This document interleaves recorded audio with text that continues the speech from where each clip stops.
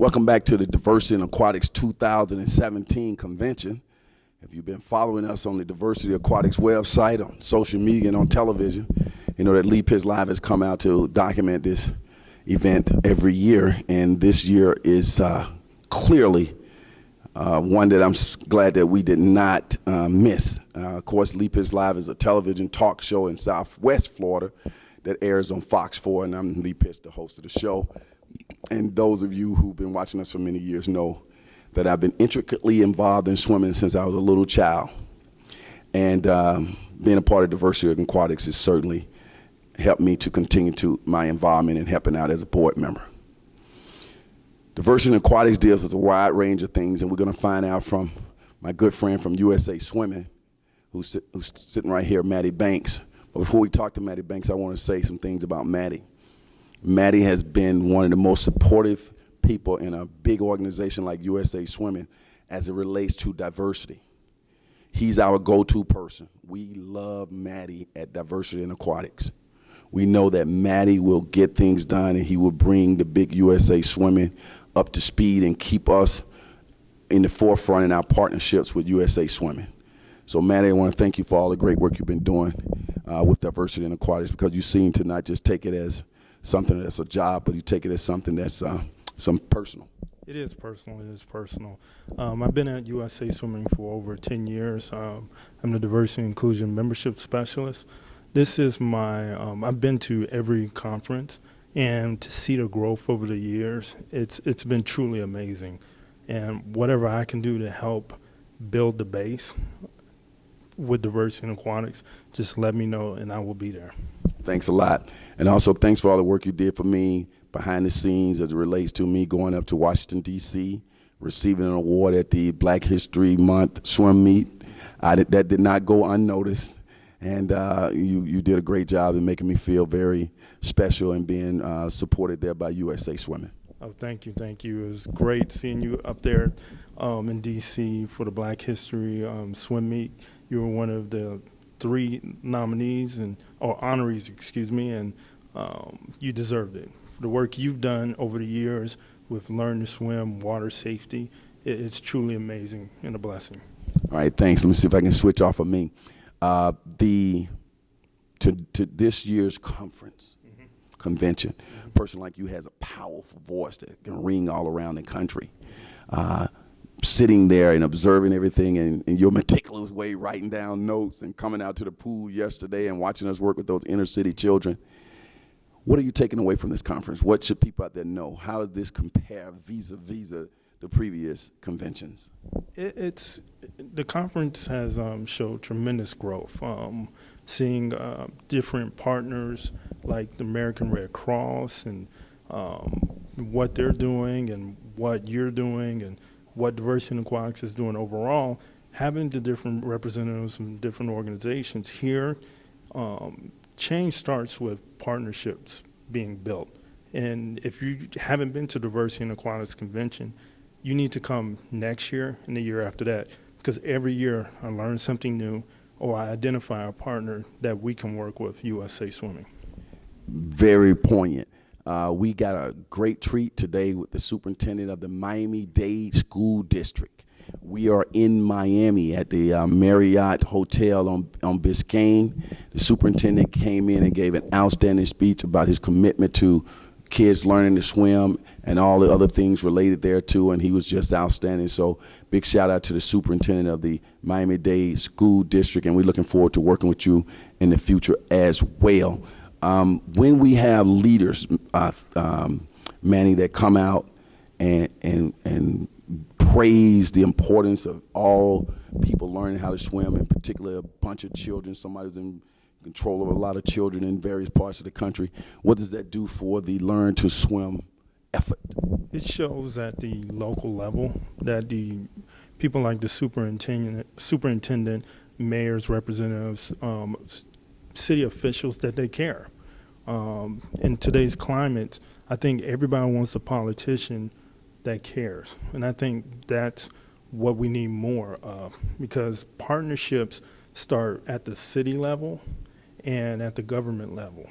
And so, again, I'm encouraging all of you, if you haven't been to the Diversity and Aquatics Conference, you need to come next year. It's improved every year, and like I said before, partnerships are being built at the conference that will impact the African American community, the Hispanic community, and the Native American, and so on. One of the things I talked about today, and I always go back to the early stages of when statistics start getting into the community as related to the high percentage of minority children who are drowning throughout the country per 100,000 and so on. And I just kind of gave people a little historical perspective how I first got involved in that process back in the on or about 1989. And since that time, the statistics have become more and more alarming and more public. People know about them now. Before I get to my question with Manny, I want you to know that swimming is something that's fun, okay? We talk about drowning stats. We talk about people who are drowning and all of that. Sometimes what gets lost in the process is how great it is to learn to swim for fun, okay? But you also need to learn to swim for safety. The USA Swimming spent the time and the resources, did research, and pretty much justified, came up with some empirical evidence about why we have a high percentage of black people who don't swim, and some of the things may be contributing towards drowning. Drowning is not just because you can't swim. There are other reasons that cause people to drown as well, but swimming, having strong swim skills is one thing that can be a deterrent towards drowning. Talk about that study. We did two studies. In 2008, we did a research study with the University of Memphis. It was a more quantitative research study. And then in 2010, we did a mixed methods, qualitative and quantitative. Basically, both studies identified the barriers that come up when kids try to learn how to swim. Some of the barriers that were identified was fear, transportation, access. And so those were some of the barriers that we identified through the University of Memphis national study. Also, along that way, I want to add a new thing for anybody who's listening to this to start taking into consideration. Even though we will work hard to make people think of swimming as a necessity as opposed to a sport, in general, people see swimming as a sport. Other sports cannot save your life if you can't execute the fundamentals of them, whether it's shooting a basketball or throwing a football or hitting a baseball. If you can't do it, you can just go back and practice some more.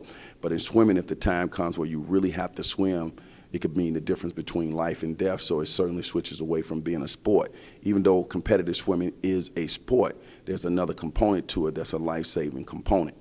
I said all that to say that now that people still see swimming as a sport. In sports in general, children have started to not play as many sports. They are staying indoors playing with computers. And so as a result of that, them staying inside and just hitting their fingers on computers all the time and not getting out being active, that also is going to filter down to the activity of swimming. So our challenge becomes even greater to get children swimming, to get adults swimming, to continue to go out there. And we got to compete against all of these other things that can keep them from being outdoors and active in their swimming pools. Has USA Swimming thought about that yet? Yes, we're aware that the youth participation rates when it comes to different sports, it's slowly going down. You have football with the concussion issue.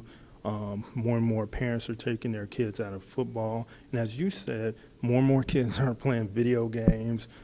It's not the way kids grow up now, isn't how they grew up when you grew up and how I grew up. They're more and more involved with the internet, electronics, and parents want to make sure their kids are safe. So more contact sports, they're pulling them away from that. But you can always swim. As Lee said, swimming is a life-saving skill as well as a sport. I always when I talk to mothers and fathers, and they say, well, I just won't bring my kid to the swimming pool. I'll just keep them away from water.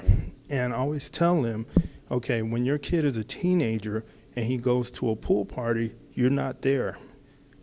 You're not there. You want to make sure that your kid is comfortable around the water. Bring him or her to get lessons. swim lessons because that's important. And then if they choose to, they can join a competitive swim team. That's right. So you can't even think about joining a competitive swim team if you can't swim.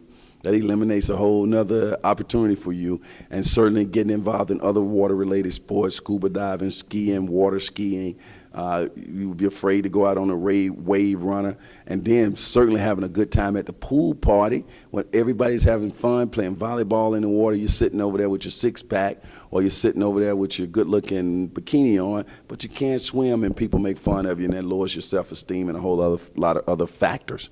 And then if you find yourself in a situation where you have to sort of be involved with a rescue situation because you're afraid of the water, you won't do basic, simple things that maybe can save somebody's life by throwing them something or carrying them something that can float, and then maybe you can save their lives just because you can swim. On a national level, Thaddeus, tell us some of the things that we can look forward to from USA Swimming as it relates to diversity, some things that you guys are working on or continuing to work on. We have this summer we'll have our Regional Diversity and Inclusion Summit. Then we have our LSC Diversity Camp, Diversity and Inclusion Camp. And then at the USAS, United States Aquatic Sports Convention, during that convention, we have diversity and inclusion sessions. So we're about providing education for parents, officials, volunteers, so we can create an inclusive atmosphere. So it doesn't matter if you're African American, Hispanic, Native American, or Asian, or you're LGBTQ, it doesn't matter. We want to create an inclusive environment where all are welcome and all can come swim and have fun. There you go. You heard it all right here from the horse's mouth. USA Swimming is here at the conference, one of the largest swimming organization in the world as it relates to all types of water sports, polo. Run it down for me. USA rowing, USA water polo, USA skiing. There's so much out there. So when we see Americans being represented in the Olympics in these water type sports, we can trace it right back to USA Swimming. Yes, because all water type sports, whether it's rowing, you got to know how to swim before you do it. So it starts with swimming.